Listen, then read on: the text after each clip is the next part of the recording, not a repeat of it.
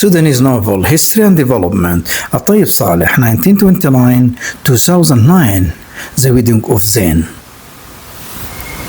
Part 4. Dear audience, it is my great pleasure welcoming you in our fourth encounter with Tayeb Salih with his novel The Wedding of Zein. So just here, the audience, I would like to wrap up this documentary series in which we experience together, we travel together with Tayeb Salih in his masterpiece novella, The Wedding of Zein. So we arrive at the novel, a most luminous moment, the final day of the celebration, the Wedding of Zein.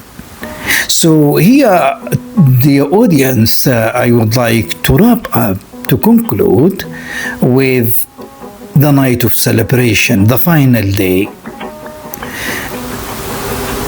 of the novel of the Wedding of Zein. Tayeb Salih, in this final day of the celebration, gathers the emotional, social, and spiritual threads of the story, allowing the Sufi spirit that permits the narrative to reveal its fullest expression. So, once again, you are very welcome, the audience, to join us as we invite you to stay, to conclude, to wrap up, to experience the final day of the celebration as part of the Wedding of Zein novel.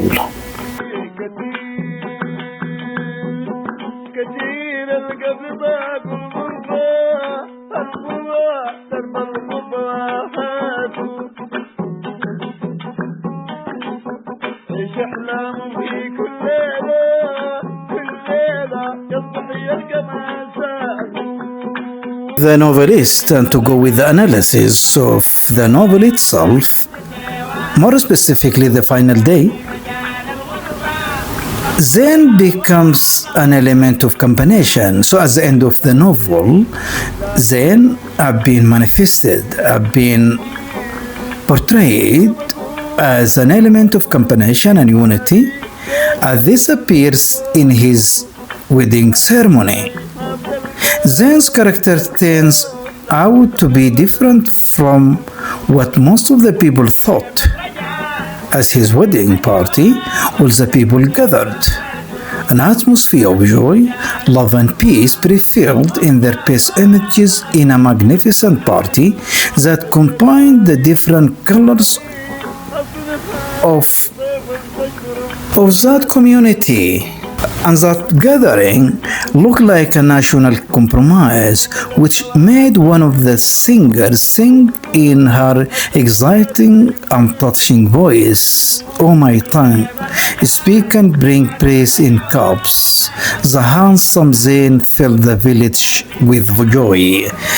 The handsome then filled the village with joys. So this is the rebirth. Then introducing firstly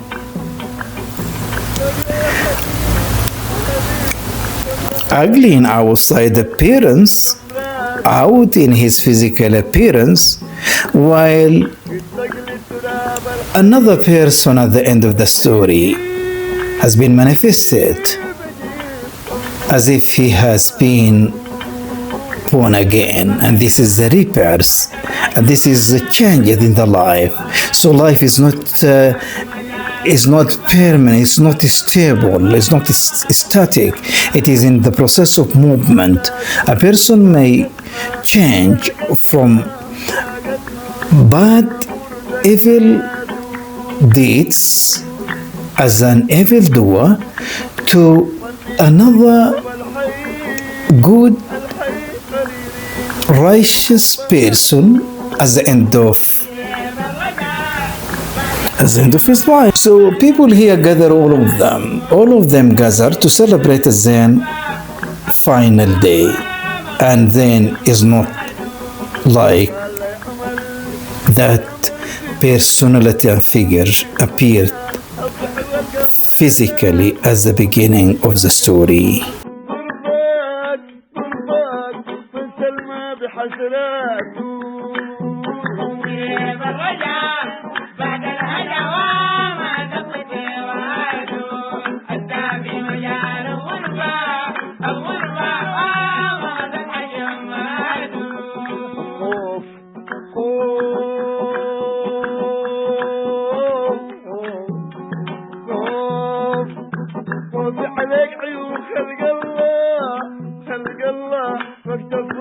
So, at the end of the story, at the end of the novel, this character Zain, that has no value among many people, turns out to be the central one and the hero of the novel. All the people, old and young, men and women, boys and girls, religious and secular, attended Zain's wedding. Cheryl shrilled till the narrator said, "This is the daughter of Abdullah, this is Salama, this is Amana, this is Ashmana the Deef." And then a torch of terroring was raised at the house of Hajj Ibrahim. About 200 voices called together so that the windows of the house shuddered. This scene did not take place before. At that remarkable day, people came from upriver and people came from downriver. People came across the Nile in boats. They came from the French villages on horses and donkeys and in lorries. And they were put up group by group. In every house there was a party of them. And they were waited on by members of the gang Mahjoub group, for this was their day. They had made every preparation for it down to the smallest detail. They touched no food and touched no drink till the people had eaten and drank. Everyone who came ate and drank till he had his fill. Among those who attend the celebration, the Talha people came along to the very last man, as the saying goes, and Ahmed Ismail looked after them and found them quarters. He tied up their riding animals and brought them fodder, then ordered food and drink to be supplied to them. The house of Hajj Ibrahim was filled. Despite its big capacity, the house of Mahjoub, Abdul Hafiz, Saeed and Ahmed Ismail, Al-Tahir Al-Rawasi, Ahmed Al-Dariyas, Al-Nazir, Zamayer, the Lord Judge were filled as well. Sheikh Ali said to Hajj Abdul Samad, I haven't seen such a wedding since God created me. Their wedding is an epitome of the coexistence of contradicting yet interchanging thoughts and individuals, where the singing of the house's girls clinks with the recitation of the Quran, where sometimes a group from the dance floor would move across the chanter's circle.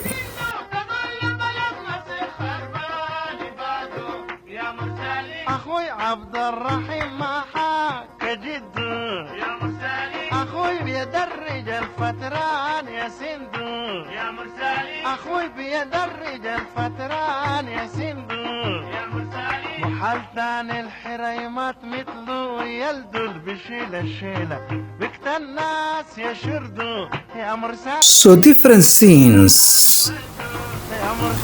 were there at that remarkable night, at that remarkable day. The sheikhs were reciting the Quran at a certain house, and odalisques were singing in another house. The ballad mongers were beating their drums at a certain house, and the young people were drinking in another. It was a party that combined a group of weddings.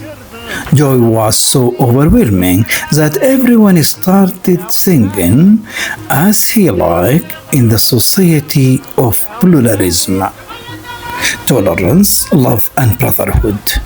It is the wedding of the whole society in all its colors, which confirms that the wedding was not Zain's wedding only, but a collective wedding for everyone, a joy for everyone, and in short, it is a wedding of all Sudan. It is a national wedding that embodies common life, a national unity in its best revelations. Zain's marriage to his cousin Ni'ma was a happy and blessed occasion, and a grace that heals the wounds of the village and society. The signs of disagreements and separation disappeared.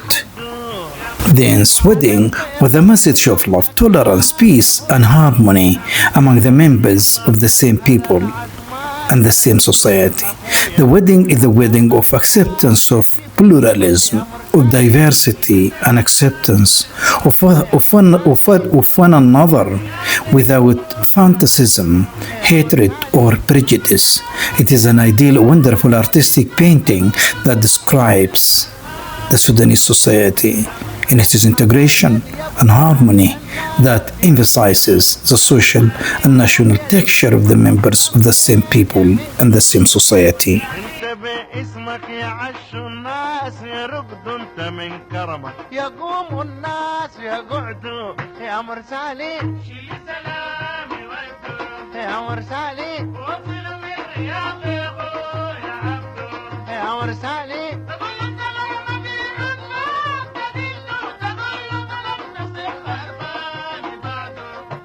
Following this analysis, introduction, the presentation, and at the same time sharing this analysis of the final day, here I would like to share quoting directly from the text, the novel of Zein. I would like to share, as I told, parts of the events, part of the scenes that have been shown in the novel.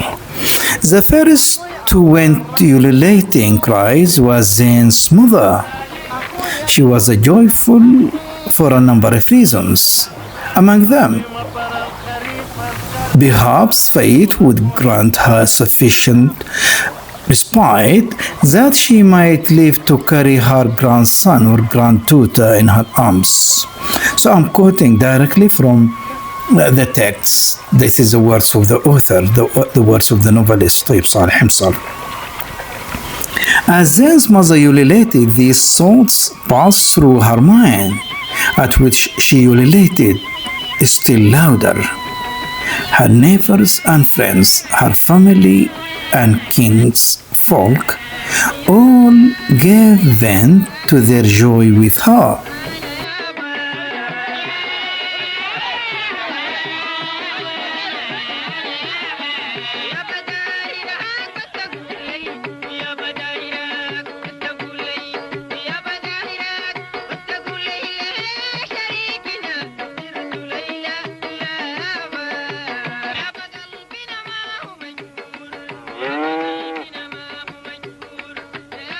Another scene, but how had the miracle happen? I would like, as I told, to share these quotations from the original texts. So here we have the scene in which the news of Zain final celebration day of feeding has overwhelmed the village, and here we were experiencing Halima, the seller of the milk, with Amina. So Halima, the seller of the milk, said to Amina, as though to annoy her with yet more news of Zain's wedding, that Ni'ma had seen Hanin in her dreams, and that he had said to her, marry Zain. The girl who marries Zain won't regret it. On waking up next morning, she had told her father and mother, and they had all come to a unanimous decision about it. Amna shook her head and said, mere talk.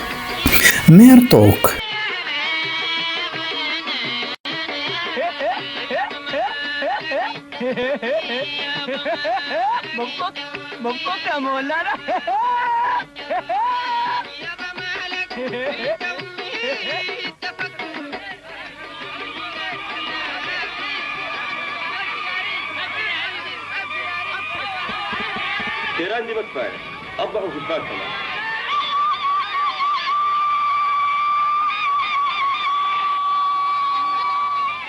Scene. Abdul Samad related to the people in the marketplace that it was Zain who had asked marriage of Ni'ma, and that meeting her on the road, he had said to her, cousin, will you marry me? To which she said, yes, and that it was he who went to his uncle and spoke to him of the matter, and that the man had agreed.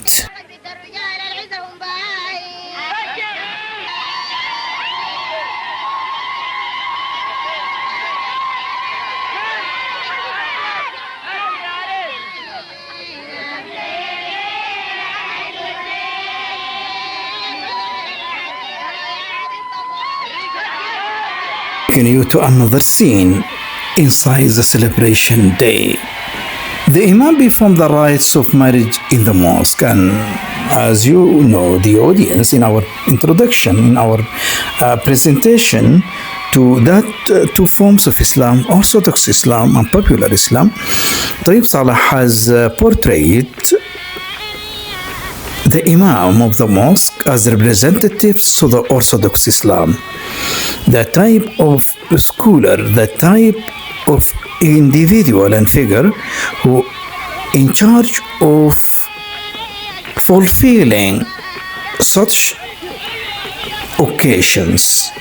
So carrying out contracts of marriage is part of the responsibility, is part of the function and the job of this institution, as the villager used to call him.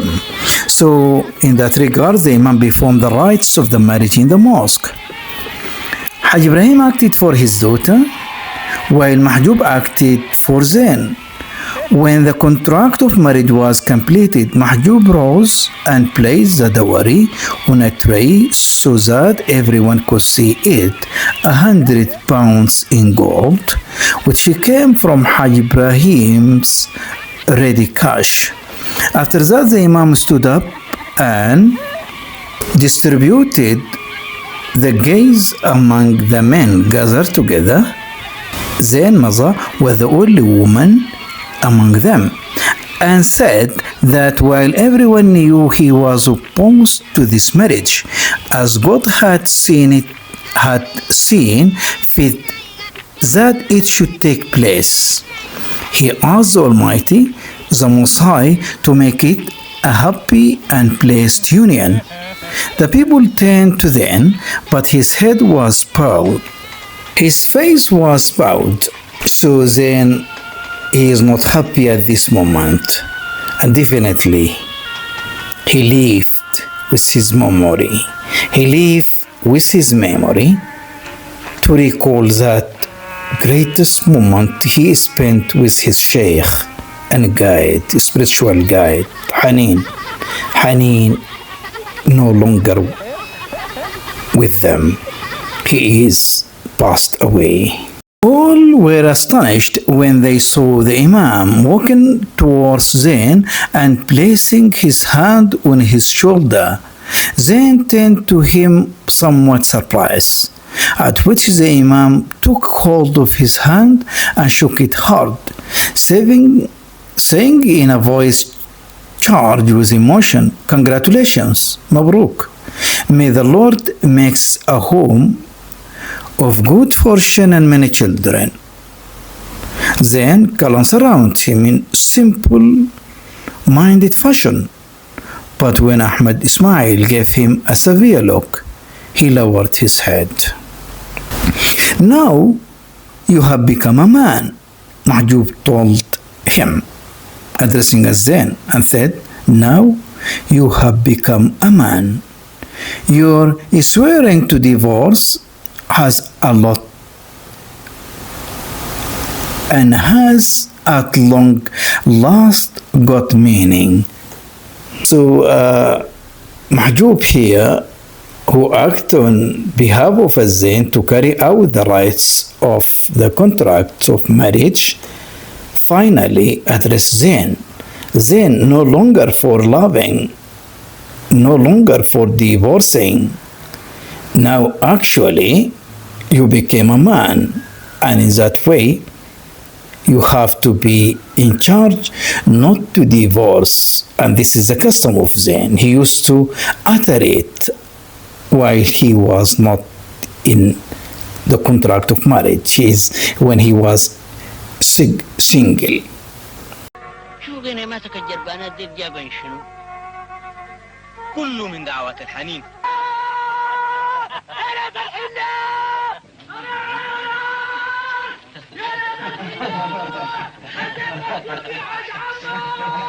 كتر ما بدعم حاج إبراهيم!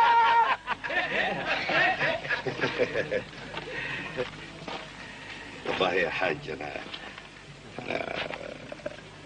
ما أقدر أتدخل في شؤونك الخاصة. Take you to another scene after the fulfillment of the contract, the marriage contract. Among those who attend the celebration were the girls of the houses. And the girls of the houses, as has been portrayed in the story, represent another side of life. The life there to those who walk the other side of righteousness and good deeds. So there, the girls' houses, the drink of wine,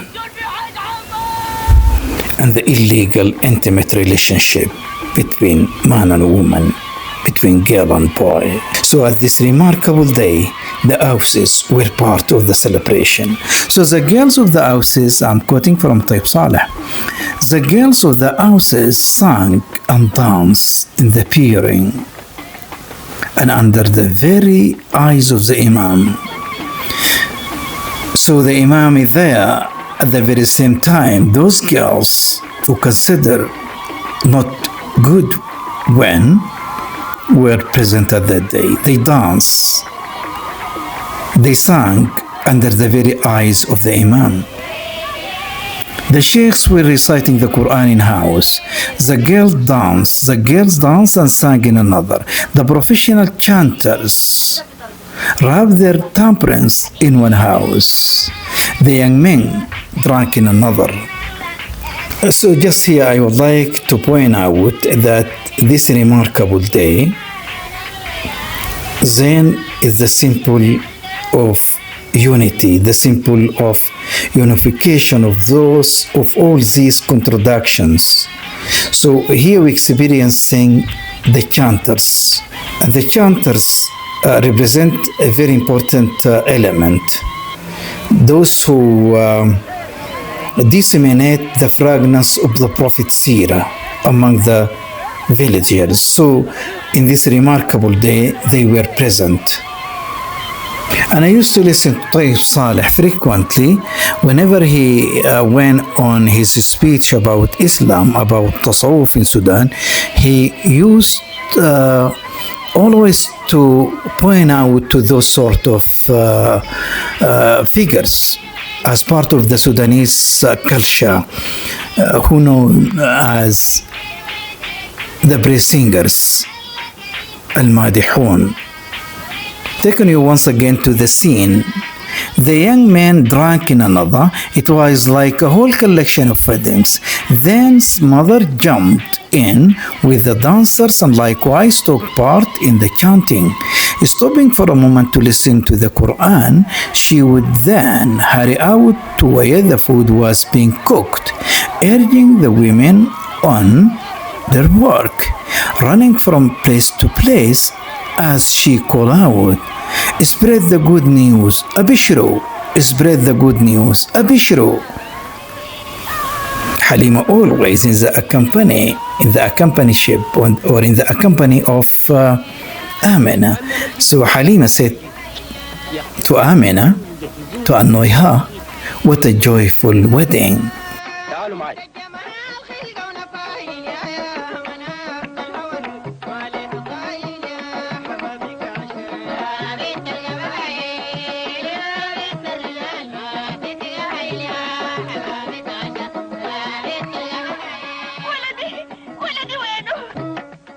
العريس وينه؟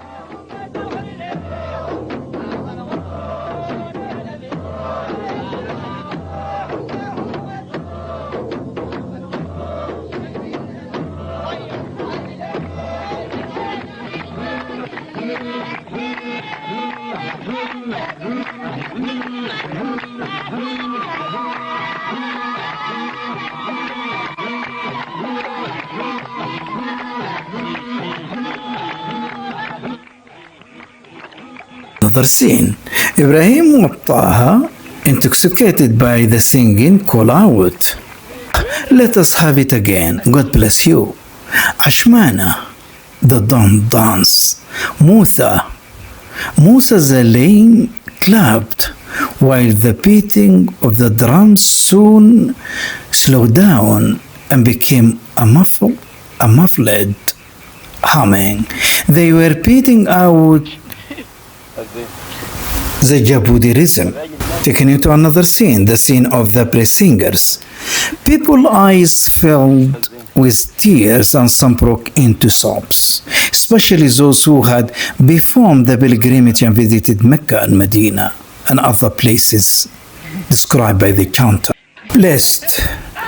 Blessed be who takes his provisions and urges on his camels, and who reaching the plain of Quraysh calls out for joy on seeing the banner. He visits Hussein's grandfather. Before him, raisins, figs, and watermelons they spread, and cups of wine. Go ahead and drink, they said, when P visits Hussein's grandfather. The ululations of the women in the circle of chanters mingled with those of the women on the dance floor. Sometimes a group from the dance floor would move across to the chanter circle. In the former place, their feet would be set in motion, their zeal fired. In the latter, their eyes would water with tears. So too, a group would move from the counter circle to the dance floor, making a migration from religious rupture to clamor.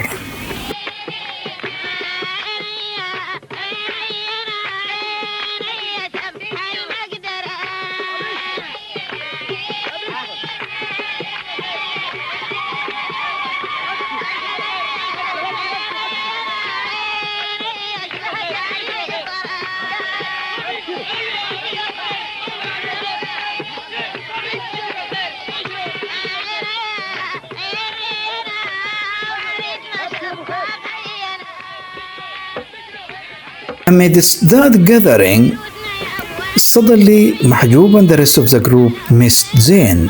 Zein was not there. So they started searching for him. They searched many places, many houses, and Zein was not there. Suddenly they decided to go to the grave, to the cemetery, and there they found Zein. So Mahjoub moved forward, the others following him, till he came to a stop, have a squatting phantom from Al-Hanin's grave. "Zein, what brought you here?" said Mahjoub. Zein made no reply, but his weeping increased till it became a high-pitched wailing. So Mahjoub talked to him, "This is not the day of sadness. This is your happiness day." And then Zein followed them to the place of the gathering. The place bubbled with excitement like a boiling cauldron. Then, having transfused into it a new energy, the circle of men weakened and narrowed, widened and narrowed, the voices growing fainter and then rising again to a pitch, the drum thundering and raging, while Zein stood tall and thin in his place at the heart of the circle, like the mast of a ship. So this is the end of the episode, the end of our fourth encounter, our final encounter with Tayeb Salih in his masterpiece Wedding of Zein. And to conclude the episode, I would like to point out the sources that I have consulted. Muhammad Khalil his paper Promise Between Traditionalism and Modernism, Tayeb Salih Novels, Arsa Zein, published paper. Another source, Reflection on Wedding of Zein by Tayeb Salih, published at St. Mark School. Another source, a carnalistic reading of the Wedding of Zein by Tayeb Salih, published paper on 4th of February 2026. The original text of Wedding of Zein, Tayeb Salih. So by this I came to the end of the episode, till seeing you in another encounter with Tayeb Salih. Assalamu alaikum wa rahmatullahi wa barakatuh.